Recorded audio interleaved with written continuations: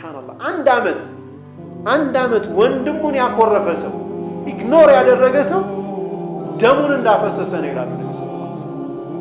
አንድ ዓመት ወንድሙን የተወሰው ከሰፊክ ወከፋ ቢከ ظልመን አላ ተዛለ ሙኻሲመን ይላሉ ነብዩ ሰለላሁ ዐለይሂ ወሰለም። በይሃቂ በዘገቡት ሐዲስ ላይ ሱብሓነላህ ከአንተ በኩል በዳይነት ይበቃል። በዳይ ለመሆን ምን ካደረግ ወንድምህን ተሟጋች ሆነ መዝለቅህ ይበቃል። ሙግት ጭቅጭቅ ውስጥ አለቅም ብለው ወይም ኩንተ ሙሒቀን እኮ ለምን ነብዩ ሰለላሁ ዐለይሂ ወሰለም ያንተ ቢሆን እንኳ ተውለት ነው በቃ